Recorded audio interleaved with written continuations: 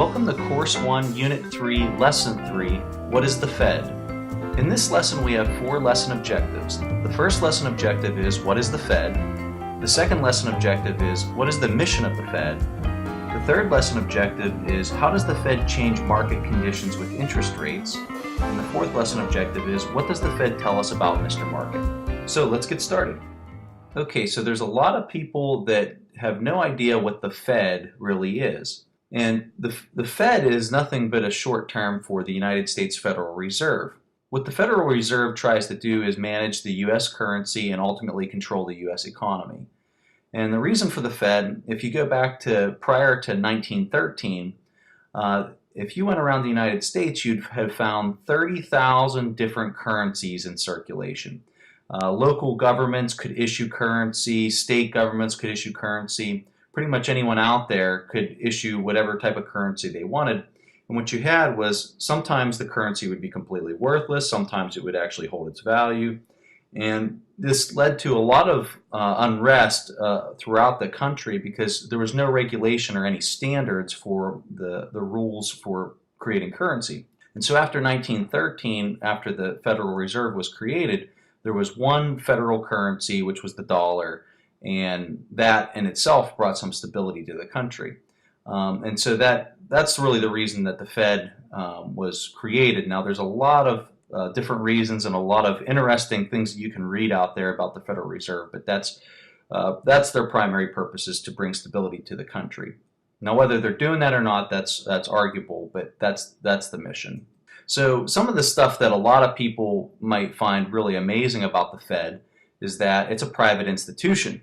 Although the directors are appointed by the president and confirmed by the Congress, once those people were in that position, they stay there for 12 years. And once they're in that position, they don't answer to the president, they don't answer to Congress, they are now their own entity. So after that nomination process takes place, the Fed, the people that are in there running it, are really, they can do anything they want. The Fed is a private institution, and it's owned by 12 regional Federal Reserve banks, commercial banks, foreign banks, and even individuals. Especially if you go back to the early, when the Fed was created, you had some very wealthy people that actually set all this up. And there's a very interesting book that's written on this. It's called The Creature from Jekyll Island, which kind of gives you a different perspective on the Fed. It's a pretty interesting read. So where does the money come from that the Fed prints and puts out there? And some people are really surprised to know that the Fed actually has the ability to just simply print money from thin air. They can just print more money if they want, and that's what you saw in 2008, 2009, whenever they were pumping a lot of money into the system. They're printing that money and they're issuing it out in order to put more money into the system so people will spend it. Much of the Fed's activity is not made public, so they hold closed-door meetings where people cannot go in there and listen to it. All they know is after they came out, they get just a general idea of, hey, interest rates aren't going to rise or they will rise. And there's a lot of people out there that will even debate whether the Fed is even constitutional. But that's not really the point of this video. I just kind of highlighted these few things here to kind of throw out some intriguing facts that make you wonder, maybe you'll read some more up on it. But this is the 4 things that the Fed really tries to accomplish. They want to maximize employment and stabilize prices. They want to supervise and regulate banks. They want to maintain the stability of the financial system, and they're also there to service the debts for the U.S. federal government. So the thing that we're really going to focus on for this lesson, because it relates to the stocks and bonds and investing, is maintaining the stability of the financial system. So how does the Fed stabilize the financial system?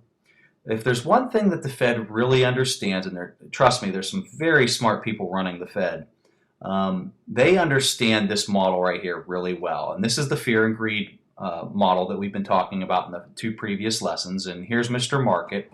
And as you can see there in 2006, 7, and 8, you had Mr. Market screaming for everybody to join in and to take the market higher. And the Federal Reserve knew that. They absolutely knew that there was a bubble coming in the economy, and they also knew that there was a recession that was going to be following it. And so they were trying to affect that. And the way that the Federal Reserve was trying to prevent that bubble from happening, where they were adjusting interest rates. And so whenever the market was climbing and getting really high, they were trying to raise the interest rate so that they could kind of slow it down. And then whenever it crashed, they were trying to lower interest rates in order to induce spending. So in order to understand this better, I'm going to give you a little example here. Okay, let's just say that it was Christmas time and you got a $5,000 bonus for your job. And you've always been wanting a new car, and you've been eyeing up the car there on the right. And so the question I'm going to ask here is, what is that car worth to you?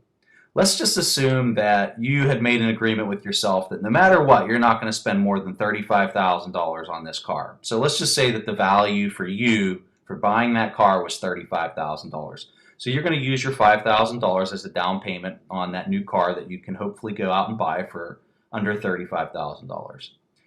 So let's look at what happens here when you go to the dealership and you show up and you look at the car price, and it's perfect. It's $30,000, which is under the amount that you wanted to pay. And I'm going to use a real extreme interest rate here just to kind of highlight and exemplify something for you. But let's assume that the best interest rate you could get on this car would be 15%.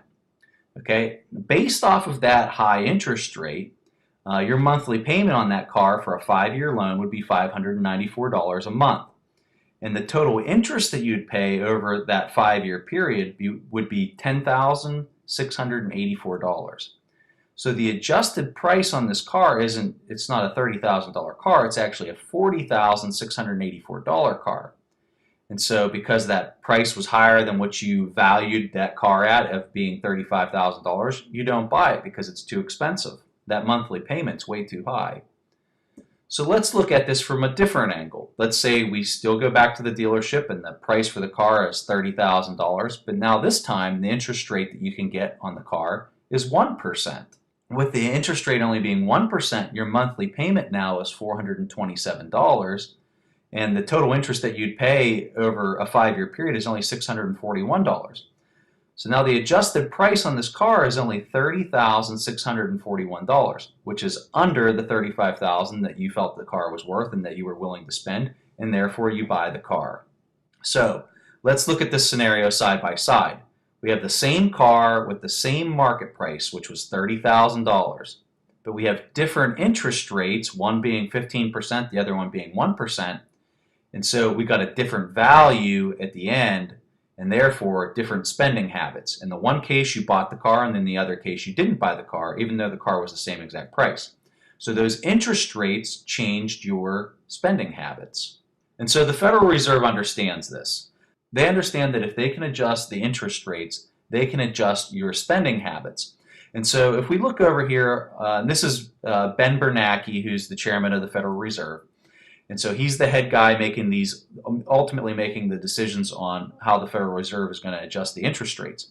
And so when we look at our Dow Jones, we can see how the market was climbing and getting very high. And of course, Mr. Bernanke realized this. And so at this point, he was trying to raise interest rates. He was trying to make them fairly high. And if you remember from the first lesson, from Unit 2, Lesson 1 with the bonds, around this time, interest rates were around 5% back in the 2007 timeframe. And this was his attempt in order to slow this bubble that he knew was there. So we look at the mindset that he had, and we need to stop this bubble from happening. And the way that he does that is he raises those interest rates so borrowing money is expensive and people spend less, which slows down the economy, and hopefully the recession doesn't happen. But in this case, we actually had a very harsh recession, and after that happened, then the Federal Reserve's reaction is, okay, we need to stimulate the economy. We need people to spend money, so what do? They lower the interest rates because they need all that money to get out in the system, and they need people to start buying things so that the economy then grows again. So if there's one thing that the Federal Reserve knows, is that Mr. Market is wrong, and they're trying to counteract Mr. Market by adjusting those interest rates. So you can see here we have the Fed keeps raising interest rates. The Fed's pretty much telling you that you're in a greed cycle. When the Fed is lowering the interest rates, they're pretty much telling you that you're in a fear cycle.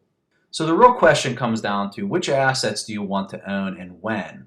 So in this scenario, let's look at the interest rates. When interest rates are really high, what type of asset do we want to be buying at this point?